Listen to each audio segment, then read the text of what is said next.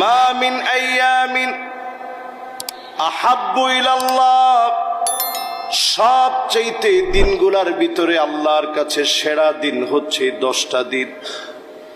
এই 10 দিনে যদি আপনি মাফ চান আল্লাহর কাছে, এই 10 দিন যদি ক্ষমা চান, যিনি আপনার গুনাহগুলা মাফ করে কবুল আর মঞ্জুর করে নেবেন তিনি কে?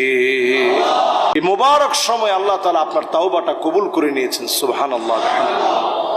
1 নাম্বার কাজ হচ্ছে তাওবা করা।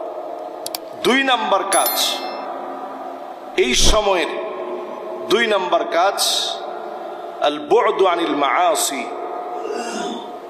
এই সময়ে সবচেয়ে বেশি গুনাহ থেকে বেঁচে থাকার চেষ্টা করবেন। 3 নাম্বার কাজ হচ্ছে জিলহজের এই মোবারক সময়ে রোজা রাখার প্র্যাকটিস করা।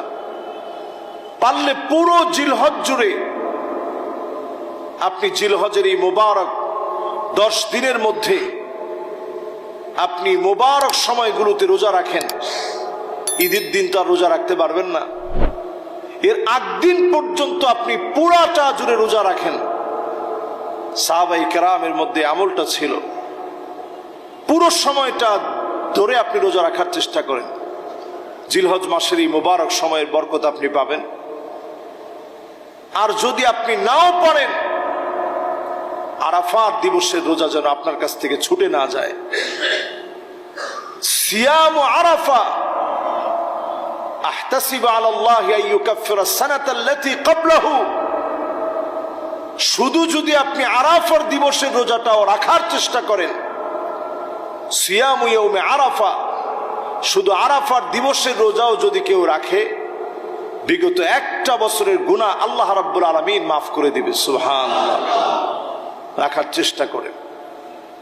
এই সময়ের অন্যতম একটা আমল হচ্ছে অধিক পরিমাণে তিলাওয়াত করা, কোরআনুল কারীম তেলাওয়াত করেন।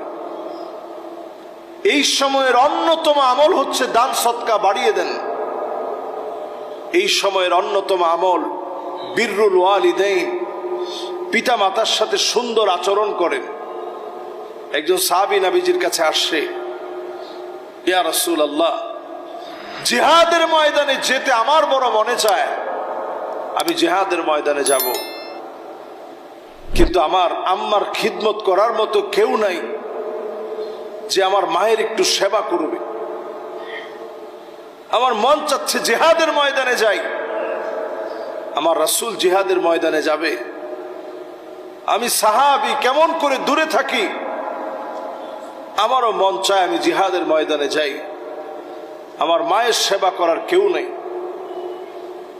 আল্লাহর হাবিব লোকটার কথা শোনার পরই সিদ্ধান্ত দিলেন এবং বললেন, যাও তুমি তোমার মায়ের সেবা করো।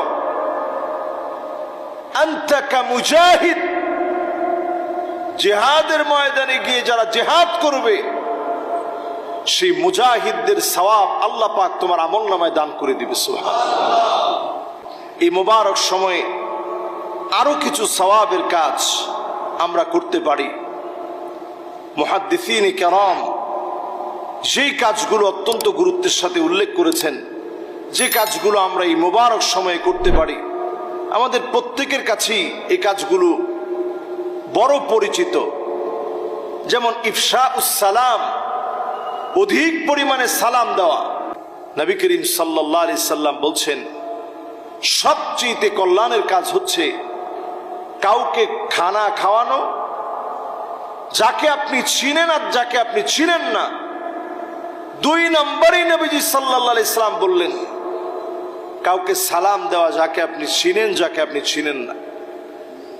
এই মুবারক কাজটা যদি আপনি আমি অভ্যাস করে নিতে পারি যে সালাম দিব, অহংকার মুক্ত আপনি থাকতে পারবেন।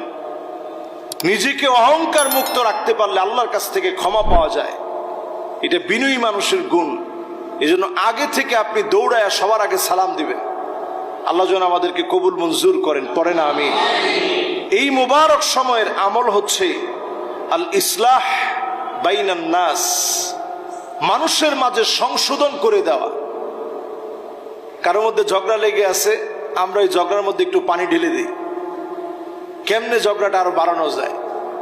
আগে গিয়ে শুনি কি হয়েছে, আরে ভাই এই লোকটা তো আমার বিরুদ্ধে এই কাজ করতেছে, আর এটা তো তুমি অল্প বললা, সে তোমার বিরুদ্ধে যা করতেছে মুখে বলা যায় না যা করতেছে।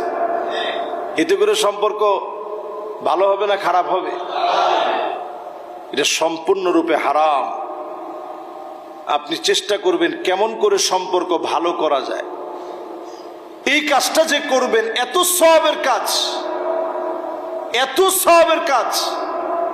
একজন মানুষের মুখে হাসি ফুটিয়ে দিলেন, ওই দিনের সবচেয়ে সওয়াবের কাজ হিসেবে আপনার কাজকে আল্লাহ তাআলা গণ্য করে নেবেন। সুবহানাল্লাহ।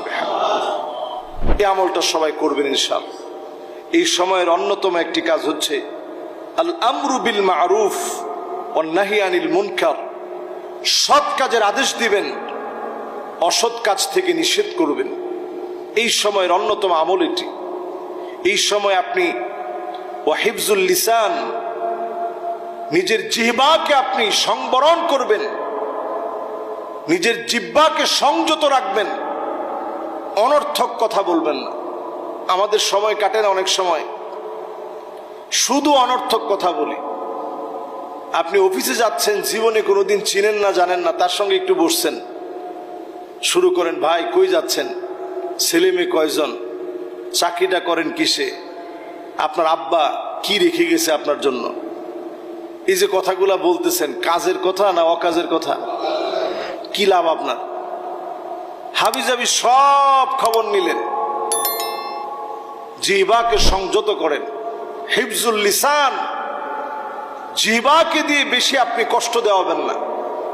সাহাবাই কেরাম এই জিহ্বাকে টেনে ধরতেন, জিহ্বাকে টেনে ধরে বলতেন, এই জিহ্বা যদি সংযত থাকে, জিহ্বাকে যদি সংযত রাখা যায়, নাজাতের সম্ভাবনা কত বেড়ে যায়। সাহাবাই কেরাম এই জিহ্বাকে সংযত রাখার জন্য টেনে ধরে রাখতেন। কথা এখন বলতে হবে, টেনে ধরে রাখতেন, জিহ্বাকে সংযত করতেন।